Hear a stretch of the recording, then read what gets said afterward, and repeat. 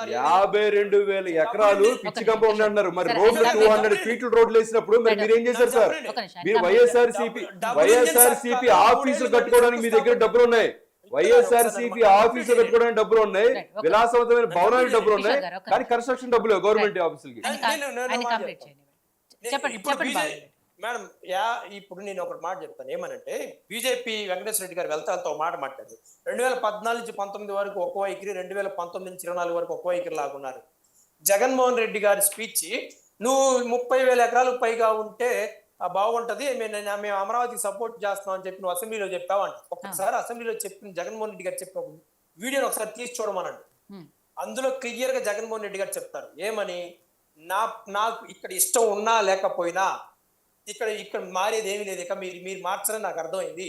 ఎలాగూ ఇక ప్రాంతాల మధ్య విద్వేషాలు రెచ్చగొట్టిన పరిస్థితి రాకుండా ఉండడం కోసం నేను ఇక్కడ మీరు చేస్తున్న దాన్ని నేను సమర్థిస్తున్నాను. ఆయన ఆ రోజు కూడా వికేంద్రీకరణ ఇండైరెక్ట్ గానే మాట్లాడారు. ఆ రోజు కూడా మీరు ఒకసారి అసెంబ్లీ ఆయన వీడియో చూడండి ఒకసారి కావాలంటే. ఆయన నేను చెప్పినా ఇది ఆగేది కాదు కాబట్టి అని ప్రస్తావిస్తూనే ఆ రోజు కూడా వికేంద్రీకరణకి ఇండైరెక్ట్ గానే మాట్లాడారు జగన్మోహన్ రెడ్డి గారు. 30,000 ఎకరాలు ప్రభుత్వ భూమి ఉంటే అని మాట్లాడారు. ప్రభుత్వ భూమి ఉంటే 30,000 ఎకరాలకు పైగా ప్రభుత్వ భూమి ఉంటే బాగుంటది అని ఇవన్నీ వదిలేసి 30,000 ఎకరాలు ఉంటే బాగున్నది జగన్మోహన్ రెడ్డి గారు ఆ రోజు ఇక్కడ ఒప్పుకున్నారు. ఒప్పుకునే సందర్భంలో కూడా ఆయన అయిష్టంగానే ప్రస్తావన చేస్తూ ఒప్పుకున్నారుగా సార్, ఒప్పుకున్నారుగా. ప్రజలు కూడా అయిష్టంగానే ఆయన గెలిపించారు కదా.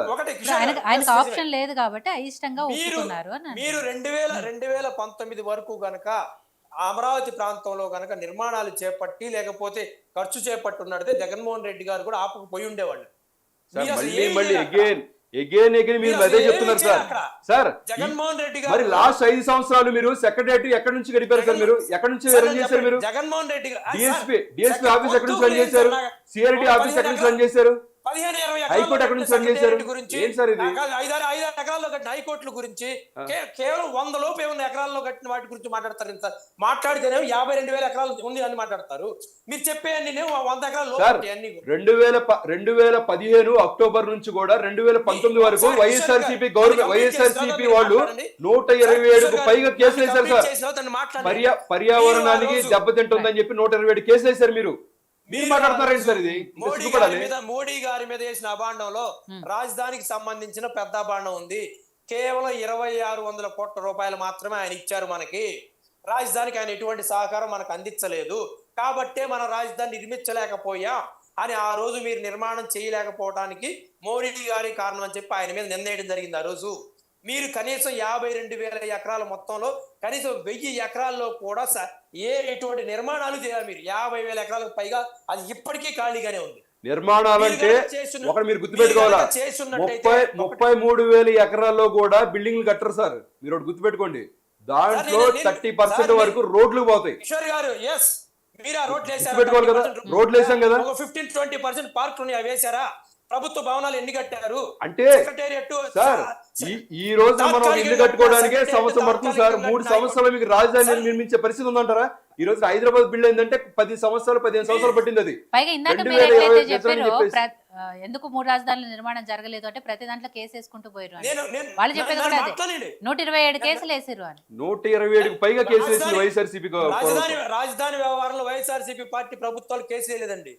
కేవలం 2-3 గ్రామాల వాళ్ళకి కేసులు వేశారు అంతే. ఆ 127 కేసుల్లో కూడా 100కు పైగా కేసులు ఆ 3-4 గ్రామాల రైతులు వేసుకున్నారు అంతే తప్పితే పార్టీలు 29,000 మంది రైతులు ఎవరు వేయించలేదు. మీరు పూర్తి తెలుసుకోవాలి.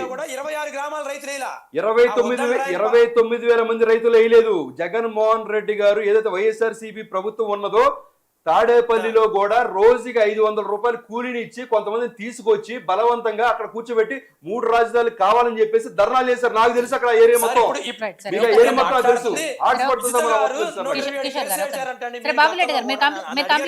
దగ్గరుండి కేసులు చేస్తాను. 2015లో శంకుస్థాపన చేస్తే 2019 వరకు కూడా వీళ్ళు ఒకే ఒక్క రాజధాని, ఒకే ఒక్క ప్రపంచ స్థాయి రాజధాని అనే నిర్మాణానికి కూడా వీళ్ళు కేంద్రం ఇచ్చిన 2,600 కోట్ల రూపాయలు తప్ప ఏ ఒక్క రూపాయి ఖర్చు పెట్టి చేసింది లేదు. జగన్మోహన్ రెడ్డి గారు 3 రాజధానులు అన్నారు కదా, ఒక్క రూపాయి లేదు. 3 రాజధానులు అమరావతి కూడా ఉంది కదా. అప్పుడు అమరావతి స్టాండ్ ఎక్కడ మార్చినాడు జగన్మోహన్ రెడ్డి గారు? ఇక్కడే ఉంటాను నేను, ఇక్కడే శాశ్వత ఇల్లు కట్టుకుని ఉన్నాను అని చెప్పి అన్నారు. ఆయన ఇల్లు ఇప్పుడు కూడా అక్కడే ఉంది. ఆయన అక్కడి నుంచే పరిపాలన చేశారు. ఆయన 3 రాజధానులు అమరావతిని తీసేయలేదు. అసలు అమరావతి రాజధాని నుంచి తీసేస్తే రైతులు మోసం చేశారు. మీరు ఇంత ముందు అన్నారు కదా సార్, వైజాగ్ వెళ్ళిపోతారంటే కూడా వెళ్ళడం లేదు అన్నారు కదా మీరు. ఆయన పరిపాలన ఆర్థిక రాజధాని అక్కడ ఉంది కాబట్టి అక్కడ పెట్టుకుందా, అక్కడికి వెళ్ళి పరిపాలన చేస్తాను జగన్. అంటే మీరు అమరావతి వదిలేస్తున్నట్టే కదా సార్ మీరు వెళ్ళిపోతున్నారంటే ఏంటి సార్? అది అమరావతి వద్దనే కదా. శాసన రాజధాని ఉంది కదా సార్ అక్కడ. శాశ్వత అదే 3 రాజధాని ఉంది కదా అక్కడ. సరే సార్, 3 రాజధానిలో మీరు ఒక ఇటు కూడా ఎందుకని అయిపోయారు మీరు? నేను మీకు అదే చెప్పాను. ఆ 3 రాజధానులు అన్న అంశం మీద మీరు కేసేసారు. First కేసేది sir. 3 రాజధానుల మీద వేస్తే డిక్లరేషన్ మాత్రమే చేస్తారు. ఇంకో విషయం కూడా చెప్పాలంటే జగన్మోహన్ రెడ్డి గారు కాదు, ప్రతి ఒక్కరు కూడా తెలిసిన విషయం, ఒకసారి రాజధాని డిక్లేర్ అయిన తర్వాత దాన్ని ఎవరు మార్చలేరు. ఆల్రెడీ టైం ఉంటది, నెక్స్ట్ మీకు టైం ఉంటది. నేను మాట్లాడిన తర్వాత రాజధాని వ్యవహారంలో జగన్మోహన్ రెడ్డి గారు అమరావతి రైతులకు ఏం చేశారు అంటే, చంద్రబాబు నాయుడు గారు 10 సంవత్సరాల పార్టీ కౌలు అంటే జగన్మోహన్ రెడ్డి గారు దాన్ని 15 సంవత్సరాలు చేశారు. 5,000 రూపాయలు పెన్షన్ ఇచ్చారు. ఏ టైంకి ఆ టైంకి, ఏ సంవత్సరానికి ఆ సంవత్సరం కౌలు ఇచ్చారు. రాజధానిలో ఉన్న ఏమంటారు, నాకు విచిత్రంగా ఏంటంటే జగన్మోహన్ రెడ్డి గారు 3 రాజధానులు అని 3 ప్రాంతాలకి సమాన న్యాయం, సమాన హక్కు కల్పించాలని ఒక ప్రయత్నం చేయడం అనేది ఓ తప్పు అయిపోయింది. మీరు అన్నట్టుగా, ఇందాక కిషోర్ గారు అన్నట్టుగా జనం కూడా ఆ తీర్పు ఇచ్చారు కాబట్టి ఖచ్చితంగా మేము పునరాలోచన చేసుకోవాల్సింది. ఇంకొకటి లాస్ట్కి ఒక మాట చెప్తాను. కిషోర్ గారు ఒక మాట మాట్లాడారు, మిమ్మల్ని చీకొట్టినా కూడా మీరు మారలేదు సంథింగ్.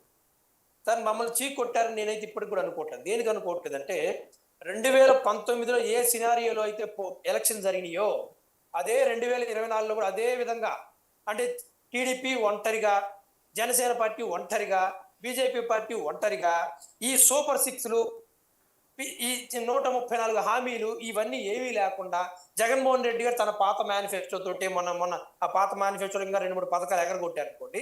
ఆ విధంగా వెళ్ళుంటే కుల భావం తెచ్చుకొని ఓట్లు వేయండి అని అడగకుండా ఉన్నట్టయితే, ఎంతమంది పిల్లలు ఉంటే అంతమందికి మేము ఏమంటారు అమ్మఒడికి ఇస్తామని అనకపోయి ఉన్నట్టయితే, పెన్షన్లను మేము 3,000 కాదు 4,000 ఇస్తామని అనకపోయి ఉంటే, ఇవన్నీ కనుక అనకపోయి ఉంటే, అప్పుడు మీరు అందరూ ఒంటరిగా పోటీ చేసినట్టయితే అప్పుడు మమ్మల్ని జనం చీక్కొట్టారా లేదా మిమ్మల్ని ఆదరించారా అనేది అప్పుడు తెలిసేదని నేను అనుకుంటాను. 2019లో మీరు కూడా నవరత్నాలు అనకపోతే ఏముండేది పరిస్థితి? మేము 2019 నవరత్నాలు చేసాం కదా మేడం. మేము చేయకపోయి ఉంటే కదా పరిస్థితి. ప్రత్యేక హోదా అని కూడా అన్నారు మీరు. 2024లో ప్రత్యేక హోదాని నినాదంతో వచ్చారు మీరు 2019లో. మీరు గుర్తుపెట్టుకోవాలి. నేను ఒక మాట చెప్తాను. జగన్మోహన్ రెడ్డి గారి వీడియో 10 సార్లు నేను పోస్ట్ చేశాను.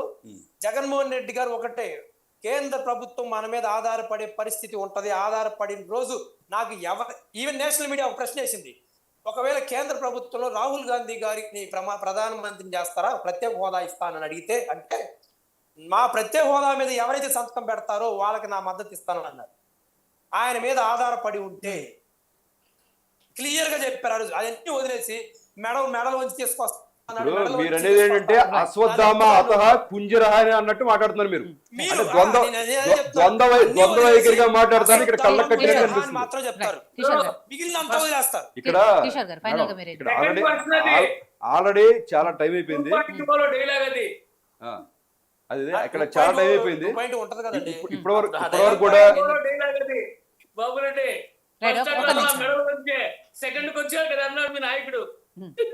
సార్ ఇక్కడ ఈ రోజున ఆంధ్రప్రదేశ్ లో కాంగ్రెస్ పార్టీ ఏ విధంగా అయితే అక్కడ ప్రజల్ని మోసం చేసిందో, సేమ్ అదే సినారియోలో ఇక్కడ వైఎస్ఆర్సీపీ గవర్నమెంట్ కూడా అదే విధంగా మోసం చేసింది.